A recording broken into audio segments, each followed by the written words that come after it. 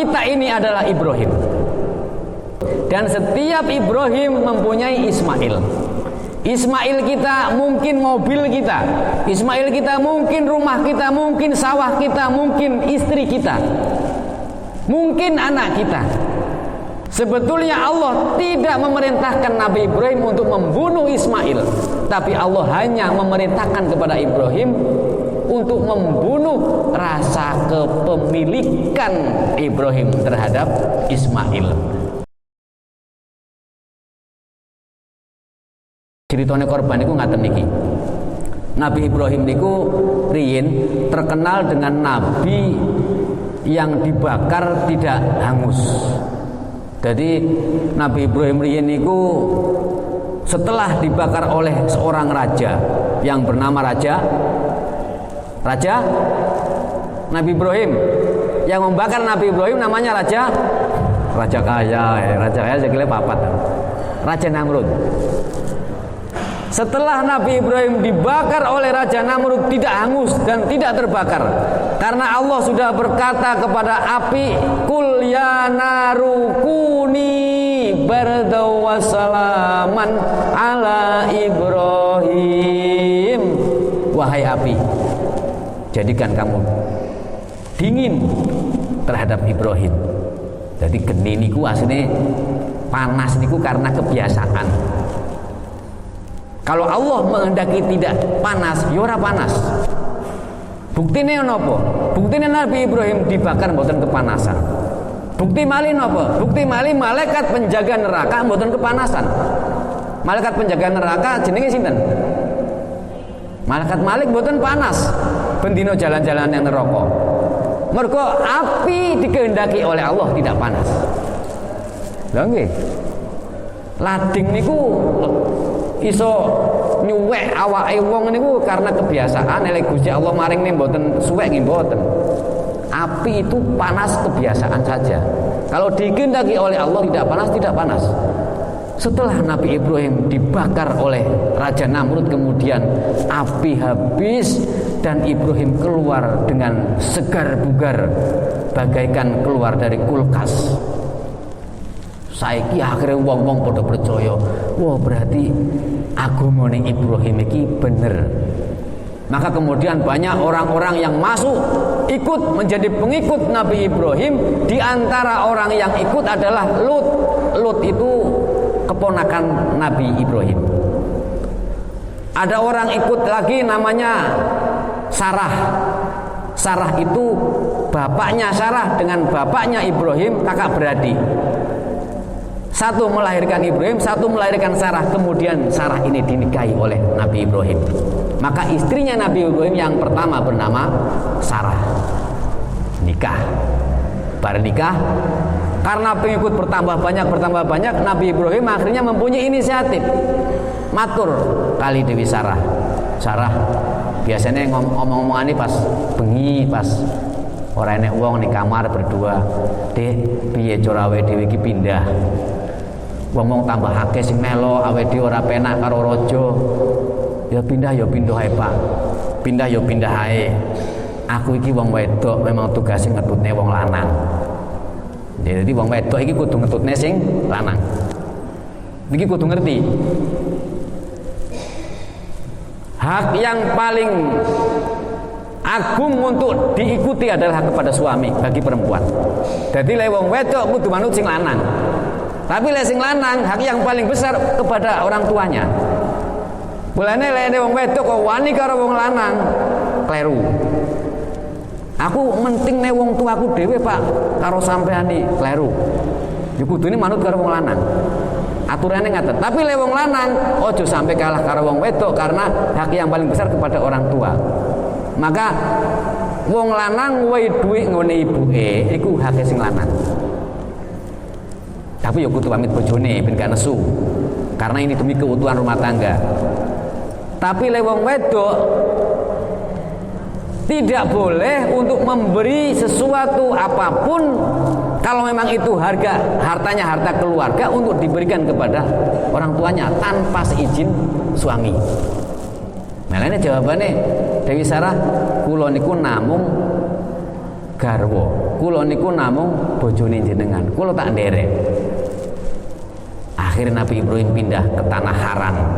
Tanah Haran niku bantaran padang pasir yang jauh dari laut, jauh dari tumbuh-tumbuhan, padang pasir niku kosong.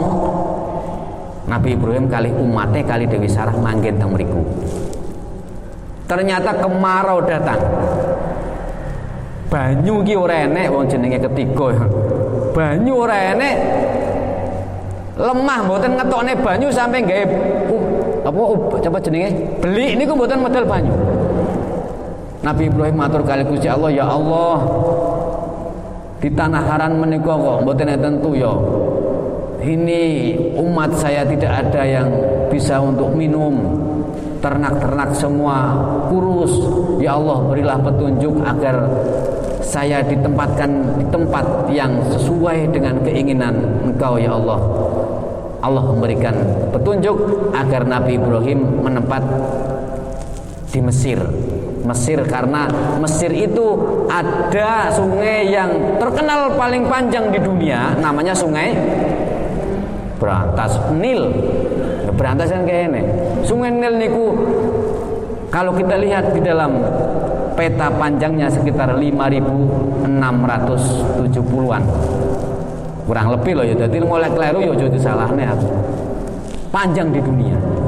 Nabi Ibrahim beserta umatnya, beserta Dewi Sarah hidup di bantaran Sungai Nil, daerah negara Mesir. Maka kehadiran Nabi Ibrahim beserta pasukan, beserta umatnya menjadi buah bibir pasukan kerajaan Mesir.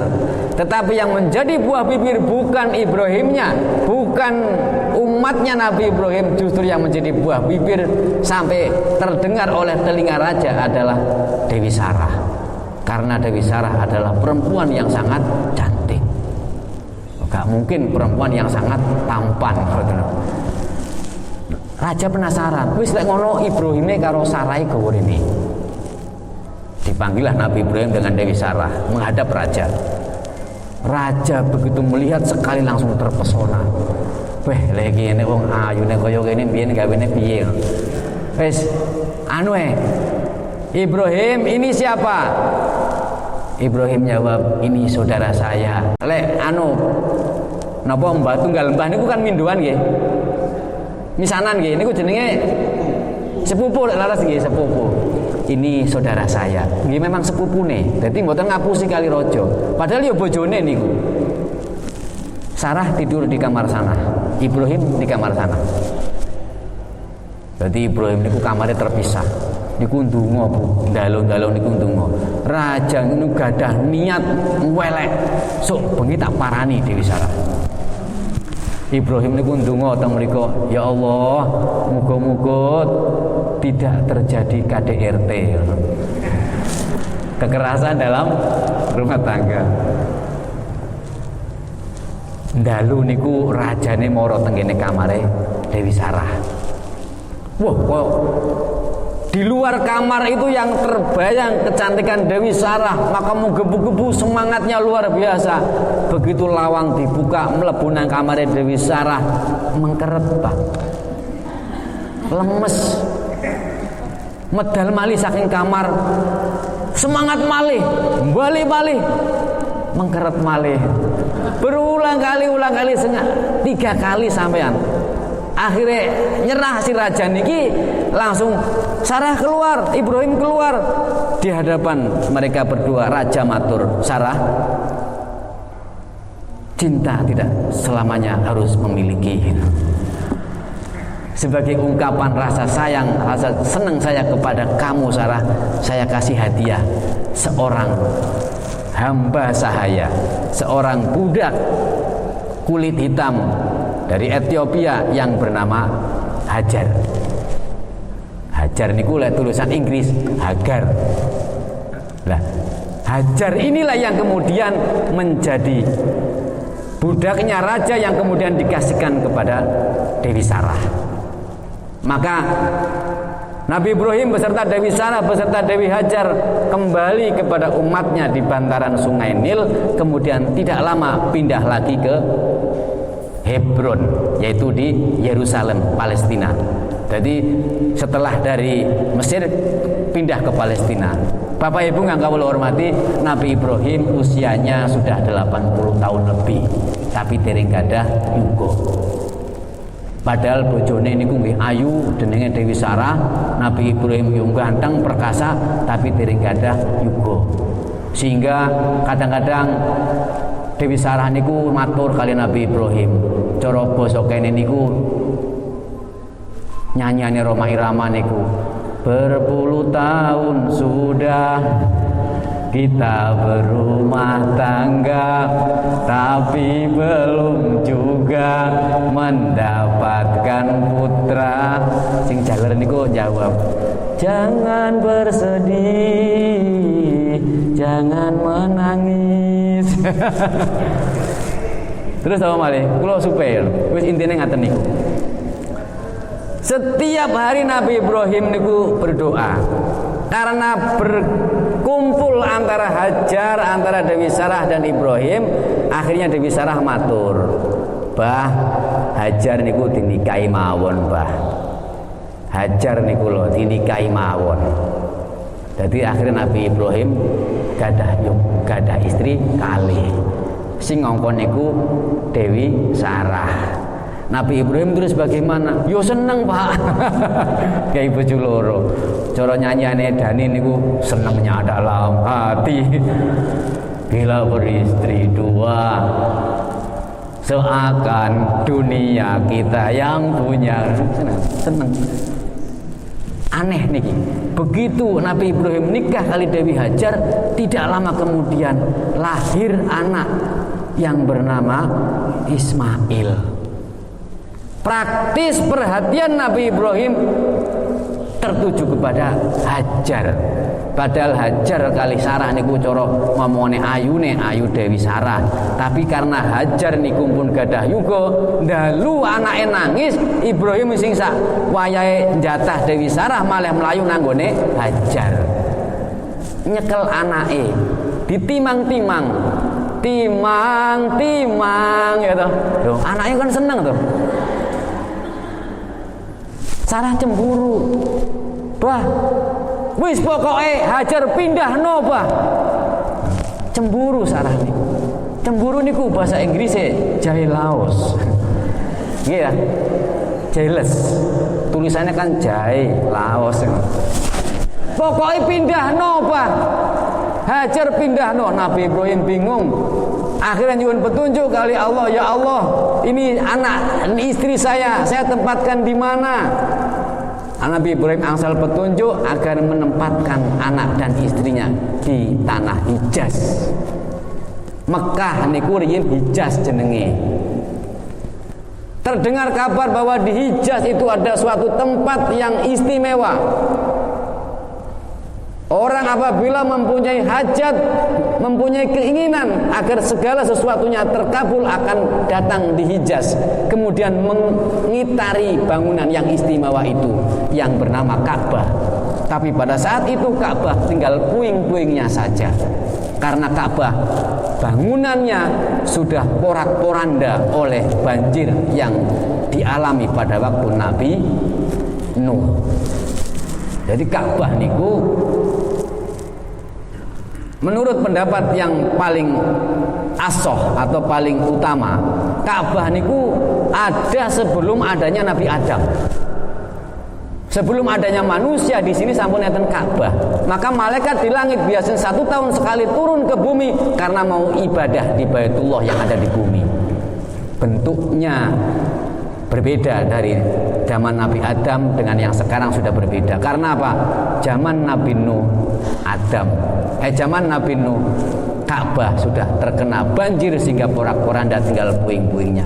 Pada waktu Nabi Ibrahim menempatkan Dewi Hajar dan Nabi Ismail, Ka'bah tinggal puing-puingnya, ditempatkan di padang pasir. Sorry.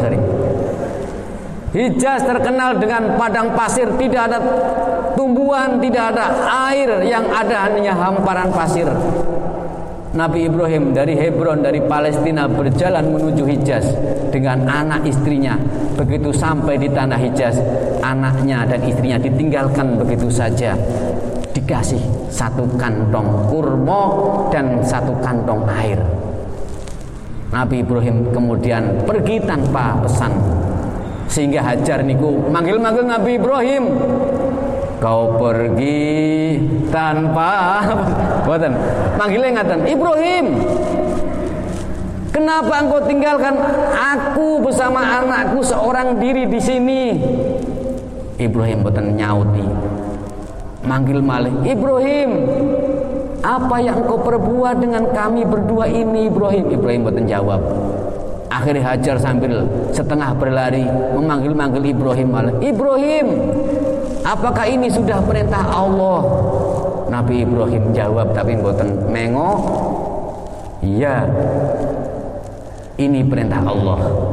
Sehingga Dewi Hajar pasrah dengan keberadaannya.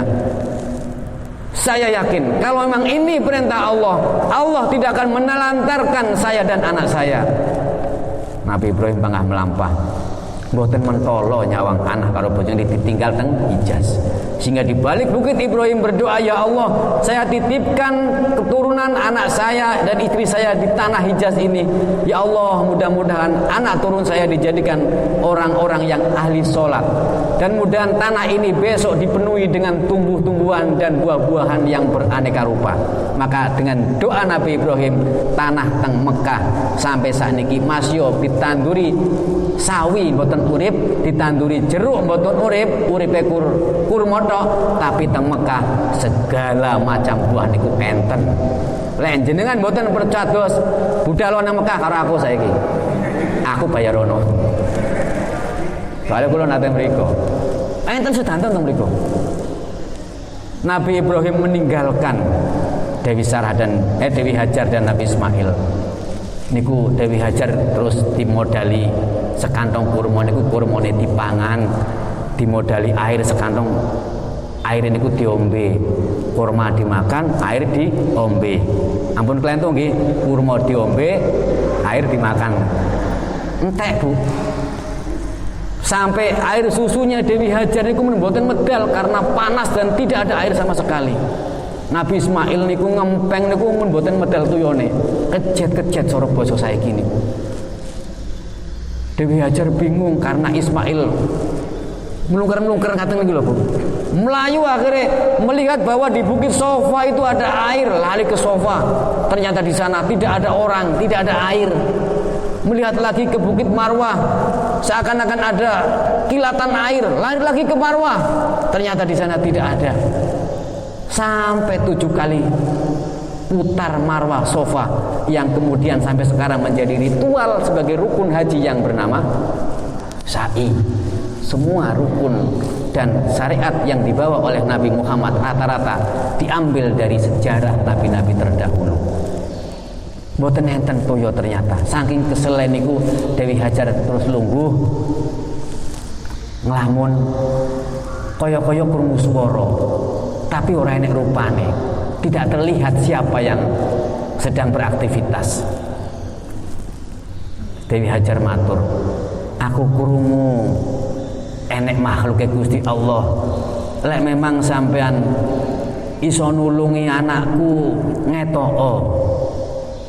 Ternyata hijab kali Allah itu dibuka, terlihatlah malaikat yang sedang menutup-nutukan suwiwi niku apa baca Indonesia ini sayapnya di tanah, yang tanah itu menjadi pijakannya juga oleh Nabi Ismail, pijakan kakinya. Kemudian tidak lama keluar air. Siti Hajar dengan girangnya lari membawa kantong air niku kali bengok-bengok Bu, Zami Zami. Dari teriakan Siti Hajar Zami Zami niki akhirnya banyune niku dijenengi banyu Zam-Zam. Untung kok pirake Zami Zami. Jajal cara bengok-bengoke kopi dijenengi kopi. Niki enten kopi kula tak ngombe riyin. Bismillah.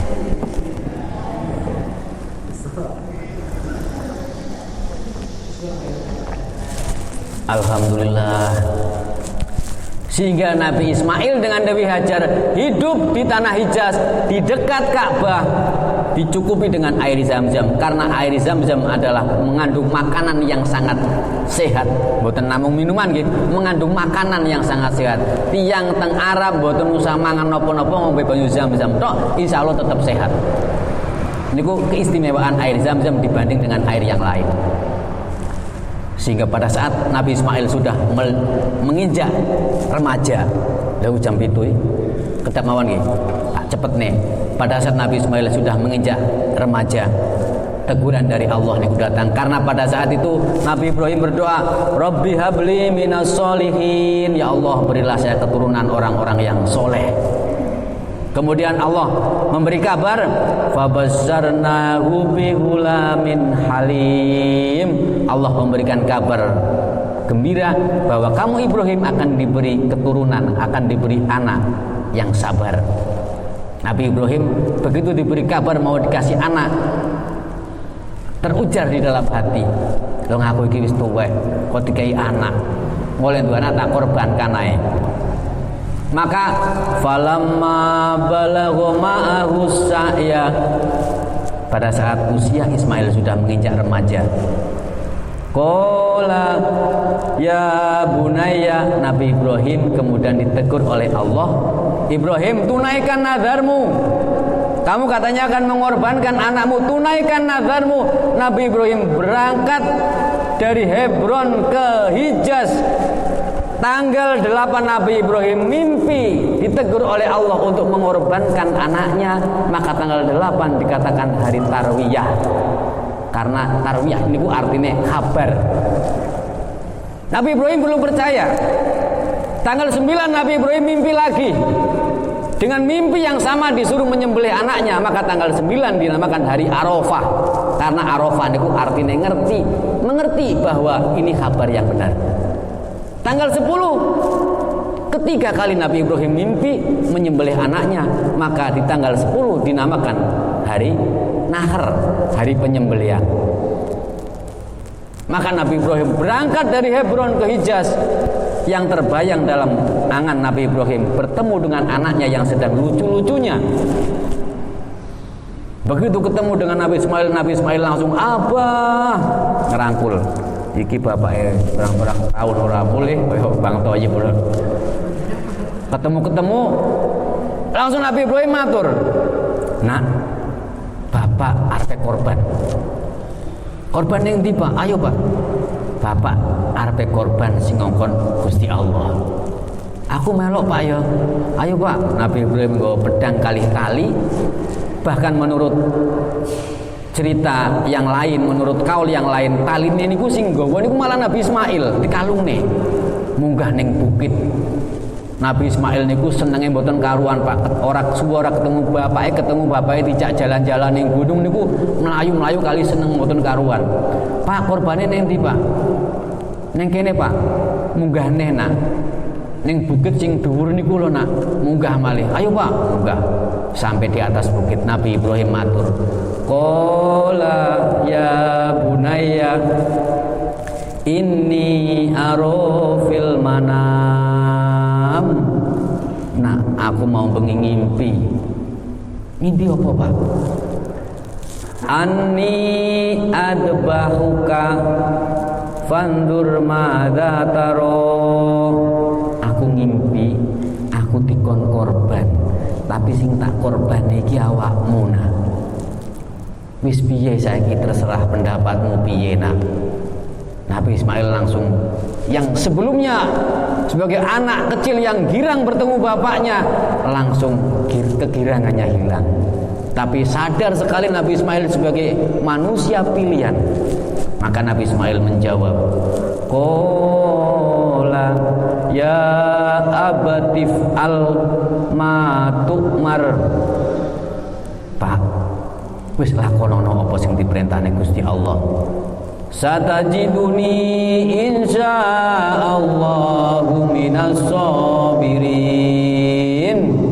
Insyaallah Bapak akan mendapati saya ini sebagai anak yang sabar.